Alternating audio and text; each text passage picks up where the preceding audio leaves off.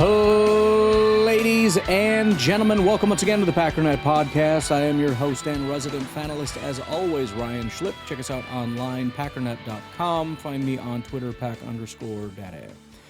So my apologies. I was wrong about the schedule. I was kind of wrong. And one of the things that keeps getting confused is when I ask if there's practice. A lot of times it's, nope, there is no practice, because what they mean is, no, there is no open practice. I don't care about open practice. What I need to know is whether or not they're practicing, and then whether or not the media will be allowed to see it. Open practice, you get a couple extra clips, a couple extra nice things, but for the sake of the podcast, I need to know that. So there is no open practice. It is a closed practice, and I believe the media will be able to observe. So we will be talking about that at the very least, because right now it's just the head coach. I already started the podcast. I was doing something else. I was very excited. I was going through some stuff. I was updating the website so I could use the notes, and we're doing a 53 and blah, blah, blah, blah. And then all of a sudden Matt LaFleur speaking. I'm like, well, I'll just save that until whenever. And then I saw a note about practicing today, and I'm like, well, what do you mean practicing today? I should just look at the I just don't want to have to keep pulling things up every second, especially as disorganized as I am, because I don't have it saved, and even if I did, I wouldn't know where I left it. But anywho, we'll go through Matt LaFleur's comments. If there is a practice, because sometimes they do like, they can observe the first 15 minutes of warm-ups, and then they got to get out of there because it's a private thing or something. I don't believe that's what they're doing today, so it should be essentially a normal practice we can go through. If it's not and we have time, then we'll just move on to what I had planned for the day. But let's go through the notes so far from Matt LaFleur. Obviously, a lot of questions after Packers family night, observations, injuries, and whatnot, how everybody's doing, et cetera, et cetera. I've only seen one note, so I don't know much yet. We're going through it live. We'll do it live. So assuming, Packers family night is considered a practice, which I think it is, this should be practice number 9 for us. But all right, let's go ahead and get started. LaFleur says they counted about 20 penalties on family night. The most concerning are the pre-snap penalties, including 7 false starts. Matt LaFleur told his team anybody that's healthy needs to be ready to play preseason opener in Pittsburgh, including starters. So I lied. I saw 2 notes. I did see this one. Conspiracy theory time. Let's just start with, this is very surprising. I would have assumed that most starters, I would guess, probably not play at all. Maybe you would find Love and Watson and those guys playing like a series in a game. So you jump to why, in especially the first preseason game, does everybody need to be ready, all hands on deck? I have a theory. Is it pettiness? let me just say, is Rodgers playing? Is Rodgers going to play? Because I'm of the understanding that Rodgers is expected to play, and Rodgers has agreed to play against the Packers, and so maybe the former coach of the guy that feels slighted by Aaron Rodgers doesn't want Rodgers coming back into his house and putting a spanking on his team, making him look stupid, and wants to go full bore to beat the living crap out of the Steelers, at least up and until Rodgers is done playing, and then we can kind of back off. Now, this isn't coming from an assumption that Matt LaFleur is petty, because I wouldn't have thought that, but I'm just saying, seems interesting. Unusual. It's like I said before, you just kind of listen. It's all noise. It's all nonsense until all of a sudden something doesn't make sense and your ears perk up. That one doesn't make a lot of sense. Now, did I make up the conclusion entirely? Yes, I did, but it's the most fun explanation, so it's the one I'll be going with. Matt LaFleur says a few guys will return in limited capacity today, so stay tuned. He doesn't believe there were any long-term injuries coming out of family night, so that's good news. And then we get the big highlight note here. Javon Hargrave will return to practice today. Hargrave is officially off of PUP, among the players who's going to be back. Very, very excited to have him.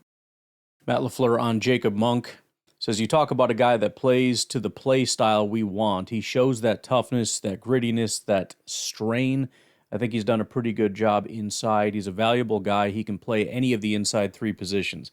By the way, this is one of the things we're going to have a very serious talk about pretty soon. I want to see how today's practice goes.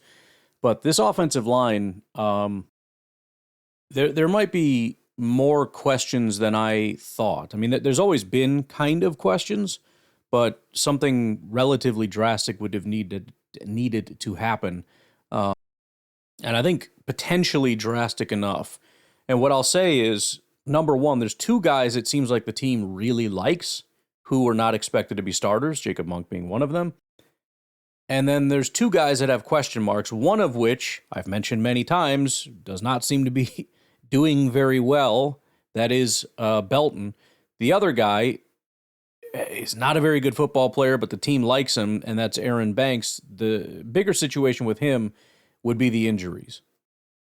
So we're kind of in that, like I talked about with kicker, right? It's like 99% that Smack is our kicker, but we have to at least be open to the question of the 1% that he has such an unbelievably awful offseason. Be open to the question of what now? I'm not bringing that up, especially after Packer night. I'm just saying that was one of the questions. And this is kind of one of those, it's a low enough probability, but it's not zero. So we should at least open up the books, have the conversation, and start to organize our thoughts. What if? What if Belton is so unbelievably bad, or they just are determined to leave him at right tackle? They just don't think he's a guard. What are we doing there? And then left guard, number one, are the injuries too big of a problem? And then number two, is it possible that somebody is just doing such a good job that maybe the coaches are... And we got to also remember, it's not to say that they're entirely disconnected, but the Russ Ball is the one that comes up with these contracts. Brian Gutekunst presumably is in the lead in terms of determining, who or if somebody ends up getting paid or whatever the case may be. Matt LaFleur is in charge of who starts on the offensive line. And it's not that he's unaware that Aaron Banks got paid a bunch of money, and maybe Gutekunst is going to be throwing him some glances and having some uncomfortable meetings with him or something, which I would be upset to find out if that was true, because there should be some separation there. But we got to remember, Brian Gutekunst is not setting the offensive line. So, yes, Gutekunst decided we should pay this guy. That doesn't mean Matt LaFleur and Adam Stenavich and Butkus have to decide who our best 5 offensive linemen are based on who Gutekunst decided we needed to pay. Just throwing that out there. But, again, that's maybe just kind of dropping that little seed in the back of your mind if it isn't already planted there as we move forward, because it was kind of planted in my mind and now it's stuck there. And because, I might as well say it, Monk and Burton are the two guys that are getting a lot of praise. Monk in particular, they've always really liked Monk, but you're hearing a ton of really positive praise. In fact, I shouldn't even say they've always liked, they probably have, but I was unaware of it. I think up until this point, it was kind of a, he's an okay, subpar kind of a backup guy, but the way that they've been talking about him recently, it's probably similar to Sean Ryan. I don't necessarily think he's a good player, but they love the way that he plays. He kind of fits the prototype, et cetera, et cetera. So it is what it is. But there's also a little bit more subtle, but some growing questions about Burton possibly being a pretty solid option on the offensive line. So again, just kind of in the back of the mind thing, we'll see how things progress. Matt LaFleur called the family night practice sloppy, but added it's only a bad practice if you don't learn from it. Suppose that's fair. Got Jaden Reed and Matthew Golden are with the rehab group. McClellan is practicing, so that's good. There's no issue there. Zaire Franklin and Edgerrin Cooper also with the rehab group. Josh Wiley in the rehab group. Tight ends might be cursed. Cisse is okay. He's practicing via Andy Herman. So there are a lot of people banged up, but it is just the next day. Or, kind of day and a half, I guess. So hopefully these guys will be back pretty soon, but that is a pretty hefty group of guys that are off to the side. Tucker Kraft back practicing, doing team walkthrough. Devontae Wyatt over center in walkthroughs. Cisse and St. Juice working with the ones in walkthroughs. He adds Nixon did start there with Cisse. Kraft doing team drills in walkthroughs, which we just said. Chris Brooks officially back practicing. So he has come off PUP. So again, assuming that these minor injuries are minor and these guys come back soon, I would say we're still heading in a very positive direction. We got 2 guys now off of PUP. We got Tucker Kraft back practicing. No, another bad update for another team. Saints offensive lineman Dylan Redunes tore his ACL during Saturday's practice. It's got to be at least 5. Got a little pro-Packers propaganda here, by the way. Cowboys defensive coordinator Christian Parker says he doesn't like fans and other people posting videos from training camp practices. Why? When Parker was with other teams, he would find Cowboys practice clips online and flag anything they could use. So there you go. Got it from a coach himself saying that they used to scour the internet for practice clips to see what they could find. Now, did they actually find anything useful? I don't know, but it does happen, so there's that. It also probably makes sense that the Packers don't want other people to do it because they do it, you know what I mean? They know the value of it because they use that against other teams and people and whatever. And now we got news that cornerback Marlon Jones was waived with an injury designation. So, unfortunately, that 99-yard pick 6 off of Kyle McCord did not do him enough good with that injury stuff. And again, it just really goes to show when you are the bottom of the bottom, you cannot for one day be injured. They will freaking cut you, move on, and find somebody else. Zaire Franklin, there's no injury situation. He's a teammate of Adam Vinatieri and was in Canton for the Hall of Fame induction. Good Lord, I can't speak. So they gave him the day off just for travel. Edgerrin Cooper is out with a foot injury. Matthew Golden with a toe injury. Jaden Reed with an ankle injury. Josh Wiley with a neck injury. Ryan Wood added that as neck injuries go, Josh Wiley's is not considered significant long-term. However, remember the comment that any neck injury they have to take extremely seriously, so that he may be down for a while just because it's protocol. They have to leave him alone for a while before they can reassess it. I'm assuming that's the case, unless it's like a cut on his neck or something, which obviously would not be the case. Dan Campbell says Lions backup quarterback Teddy Bridgewater is stepping away from football again. All right. Bye. So their number 2 backup quarterback Teddy Bridgewater being out leaves them with only Luke Altmaier, the rookie quarterback. I think he was a UDFA. He was actually the kid out of Illinois that we had talked about a couple times as a UDFA that potentially fit the Matt LaFleur prototype or whatever. But obviously they're going to have to go out and make some decisions at quarterback because I can't imagine Altmaier is going to be what they want in the off chance that Goff goes down. So they'll have to figure that out. But I just got caught up on the notes here, so why don't we take a break, and we'll be right back, probably with some team stuff. All right, we got Zach Tom out here doing teams, so that's fantastic. And then we've got our starters for today. Quite a bit going on here. We have Love starting at quarterback. Lloyd and Moore are in the backfield. So 2 running backs is interesting enough. Dabney is the tight end. He might be the only one even left on the team anymore. I don't even know. We have Melton and Watson at wide receiver. And then the offensive line, here we go. Morgan, Burton, Ryan, Monk, and Zach Thomas. Or, as he put it here, ZBB, which is another option for what he could be called. I don't know. Call him ZB, Big Z, Zach, I guess. I don't know. Now, again, I understand that there's injuries and all that other kind of stuff, but Burton and Monk, being the 2 guards, starting to, the more opportunities they get to do this and prove this, the more, assuming that they don't suck at it while they're out there, the closer it becomes to being at least a stronger possibility. On the defensive side, we have Van Ness and Sorrell. Again, that is 9, straight practices? On the defensive tackle side, we have Wyatt and Brooks. More good news from Brooks. We heard again from, I think, Packer Superfan talking about Brooks. He has been getting quite a bit of love. Now, obviously, when it's Wyatt and Hargrave, that's going to be your starting. And then there's always, a differentiation between, nose tackles or whatever. But I'm assuming at this point, our number 3 defensive end is going to be Brooks. depending on, how they feel about where other guys are being placed. That's my assumption, in part based on position. Linebacker, we have Hopper and McDuffie. At corner, we have Nixon, Bullard, and Cisse. Every day goes by, it seems more and more like that will be our starting cornerbacks. And then Williams and McKinney as our safeties. Some positive news for the Bears. Cam Lewis, the safety who was taken off in a cart. Pretty big deal.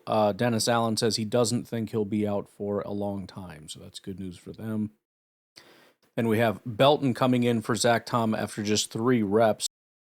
They are determined to leave him at tackle. Maybe I just need to let that go. He is going to be our backup right tackle as a second-round pick, and somebody else will take over at guard, I guess. I don't know.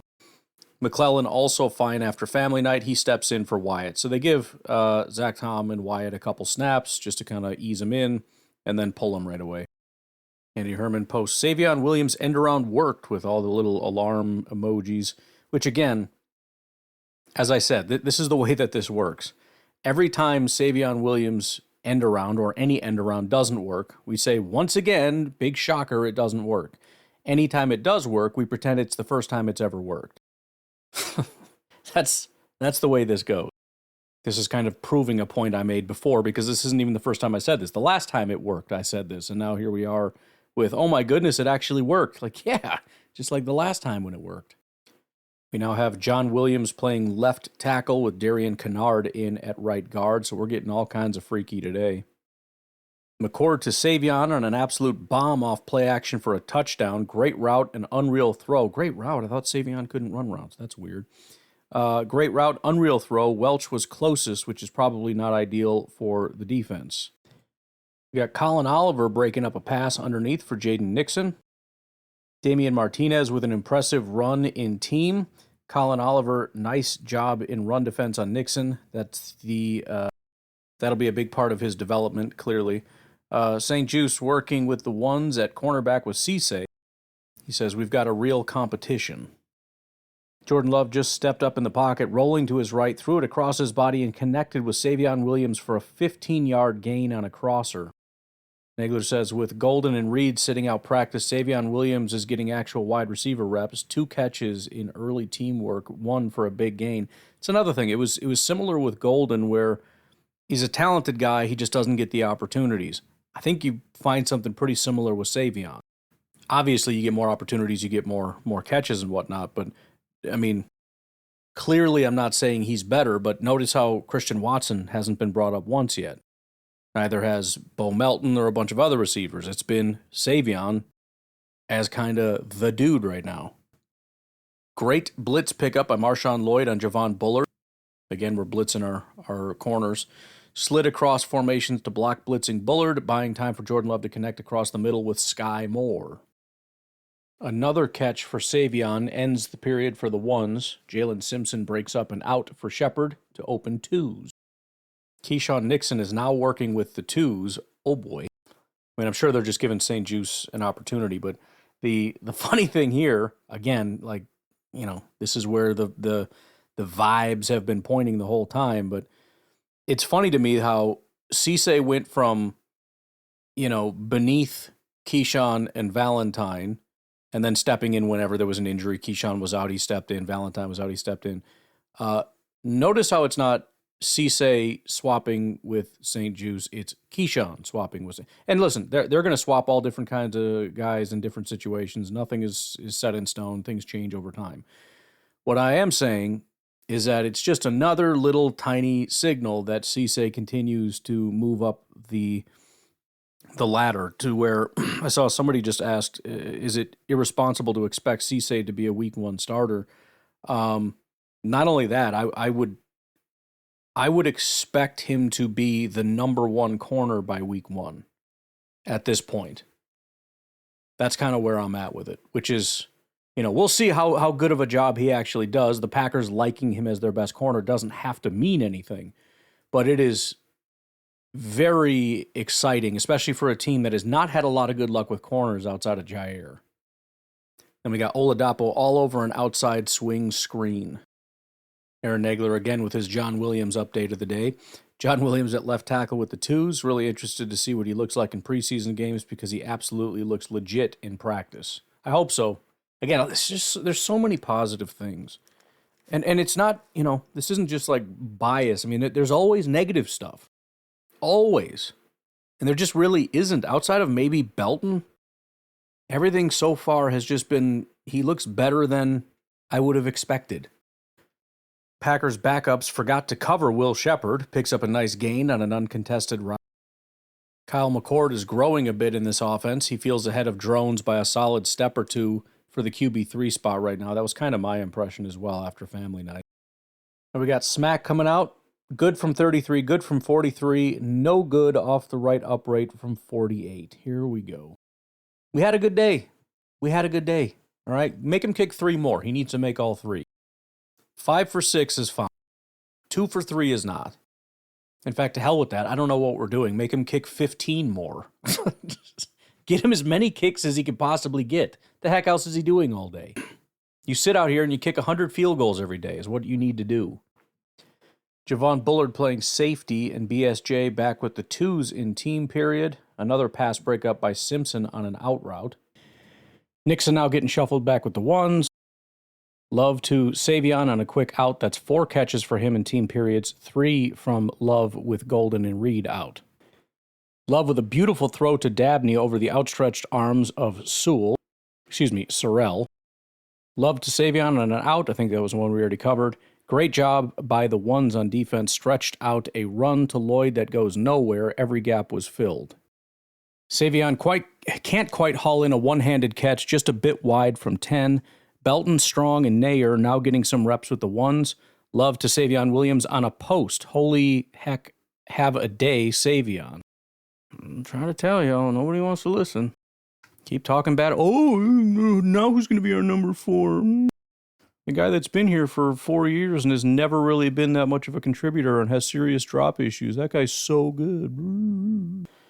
Looks like Javon Bullard is banged up, just left the field and is talking with the trainers. Oladapo in with the ones. Hopefully he's going to be all right. Matt LaFleur taking Packers through several specific game scenarios at the end of practice. We've seen specific situational reps before, but usually just a couple. This appears to be much more extensive than in the past. Looks like that's about it for practice. There might be a couple straggling notes, but we'll get that and whatever else is going on after the break. We'll be right back. Some Chicago Bears notes here. Wide receiver Luther Burton suffered a groin injury recently in practice and should miss a little bit of time, sources say. One to keep an eye on, says Ian Rappaport. These kinds of injuries, it seems odd to say it's something to keep an eye on because you're like, it's a little groin injury, whatever. The thing that sucks about these kinds of injuries is you never know. He might be back in a couple days. This might be something that just lingers and lingers and lingers and lingers. And then even when he comes back, there's always that risk of like, he's got that nagging injury that keeps coming back. So far, it's probably should be expected to be minor. But as Ian said, something to keep an eye on. By the way, as I said, I did go through the 53, and part of going through that, I really wanted to be able to check my notes, which means I needed to update the website. So that is officially updated. I got Training Camp 9 right now. AI is kind of parsing all the notes we just went through, putting it in the right format, and then I'll get it up on the website. What was the last one here? It says, Training Camp Notebook now renders correctly. We have 468 notes across 8 practices. So obviously that will go up again. We'll probably clear 500 notes here across 9 practices. And again, you can look at it by day on a day-to-day thing. Practice 6. Why does it go to 8? Freaking A. Anyways, you got it. Oh, there's 7 right there. It's just not in order for some stupid reason. By day, or you can go by player, and I still need to organize this a little bit, but if you just do a Control S, it'll work. There's also some of these that need to be combined. Like there's a JMS, which is Michael Sturdivant. But still, especially on, when going through the 53, or if you just want an update, like deny Dennis Sutton, like what have we seen from him? We got nice pass protection by Burton on Sutton. pressure from Sutton and McClellan. DDS blew into the backfield. DDS had an immediate run stuff. DDS was all over a run. Nice pressure inside. Nice rush. Got his hands on. So, again, any of these you want an update, or, like I said, going through a 53, I was looking at, for example, running back, kind of saying, okay, so we probably know the 1, 2, 3. Who would be 4? So that's when you probably go through and start comparing notes, who even has notes, who's been getting opportunities with the ones, this, that, or the other, and kind of going from there. Well, why don't we do this since we have a little bit of time? This is kind of what sparked this for me. This is Matt Schneidman after Packers family night. All right, it's about midnight here in Green Bay. Let's take a walk around Lambeau Field after family night and discuss a potentially intriguing development on the offensive line. We know Jordan Morgan's the left tackle. We know Sean Ryan's the center. We know Zach Baku-Biwele is the right tackle when he comes back to team drills here in the near future. Left guard is probably Aaron Banks. They're still monitoring his workload because of a knee injury this camp. Sorry about these lights. We think he's going to be the left guard, assuming he's healthy, probably will be. Right guard is where it gets interesting because Anthony Belton worked there in the starting lineup last year. He's primarily worked there in the starting lineup this camp. But recently, we've seen more alignments where Belton is at right tackle, Jacob Monk is at right guard, and rookie fifth-rounder Jager Burton is at left guard. Now, tonight, after family night, Matt LaFleur said that Burton and Monk are pushing to crack that starting rotation. He also said Belton is probably a more natural tackle, while Belton sounded very displeased with his performance, specifically tonight. So, could Belton be fighting for his starting spot? Could he be the odd man out in favor of Monk or Burton if he doesn't pick up his play and Baku-Biwele comes back? It's just something to watch ahead of week 1 on a unit that needs to be markedly better than it was last season. So again, there's obviously at this time of the year nothing concrete, but it does become something to kind of keep an eye on. I think one of the shortfalls that I have, that probably a lot of us have, is you kind of get this idea of like, okay, this is settled, right? Even though it's not, you just kind of, you file it away, you just kind of stop paying attention to it. And, like I've been saying with other guys at other positions, like with Cisse or whatever, the more, or Cisse Valentine's situation, the more time Cisse is there and Valentine's not, the more likely it becomes that Cisse is the guy and Valentine is not. And you can make a similar argument with the more time Belton is being forced at right tackle, whether that be for, filling in for Zach Tom or whatever the case may be. In other words, necessity or whatever, it doesn't really matter. Belton needs time at right guard. He has not proven to be a good enough right guard to say he's fine. Let's just give some other guys some opportunities there and he can screw off over at right tackle. They're still doing the whole cross-training thing. Well, the problem with his cross-training is that he's spending time not learning to be a right guard, which he needs to learn to do if he's going to be our starting right guard. And it just seems more and more over the last few days, it started off, he's locked in there with a couple minor things here and there, and now it's become much more of him, instead of Kennard taking that right tackle spot and just giving it to Belton, that right guard, and allowing him to do that, it almost feels to me, and again, nothing is concrete, I'm just this is just a reading the tea leaves thing. The fact that as we get closer to the season, they're saying, why don't we move him and let somebody else get some serious snaps in there to actually see if they can handle this, which leads me to believe they probably don't love what they're seeing from Belton. And I made these, again, all these little things that add up. And I don't like when other people do this smoke where there's smoke, there's fire thing, although they do it in a stupid way. But I made a comment when one of the coordinators was out there and he was praising and praising and praising, and then it got to Belton and it was just kind of eh. And there was just something about it where I was like, that felt different. That felt like you're full of crap and you're not happy with what you're seeing from Belton. And so it's all just kind of pointing in a certain direction for me, which, maybe it's less about, man, Burton looks amazing, and more about, we've got a freaking 5-alarm fire here at right guard. We got to figure out what to do. Let's try another guy out there. I don't know. Maybe there's nothing going on. But I would say there's a very legitimate and serious question at right guard at this point in my mind.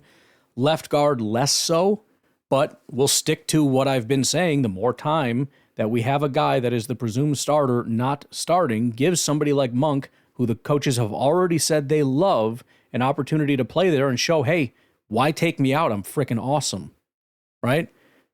Why?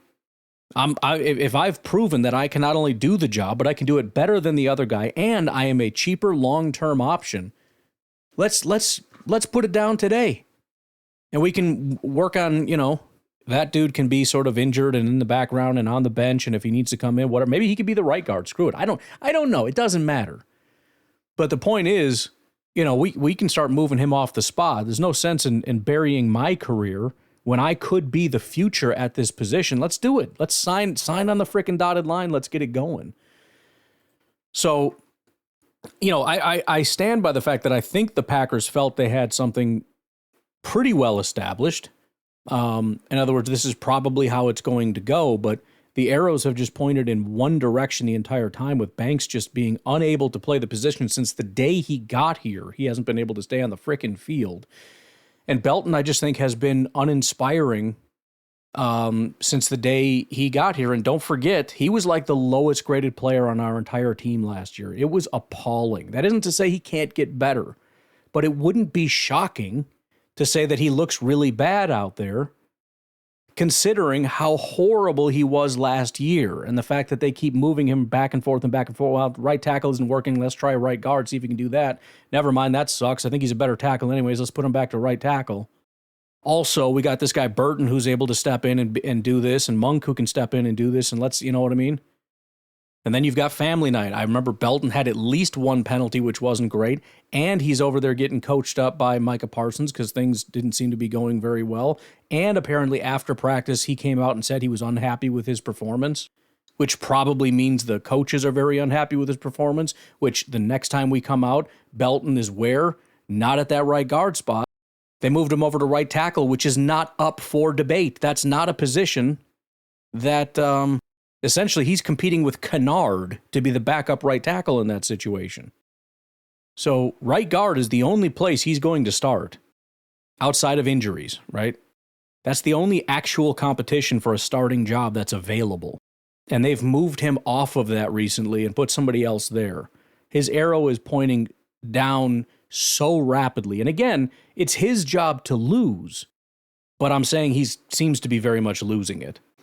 By the way, I've been saving this note as well, and this is kind of what I was chirping about.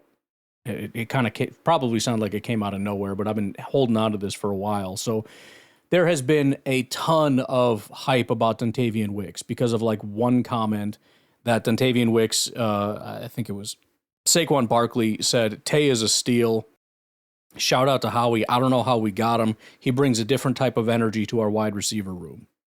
So then everybody comes out, and it's just like, this is the greatest guy in the world.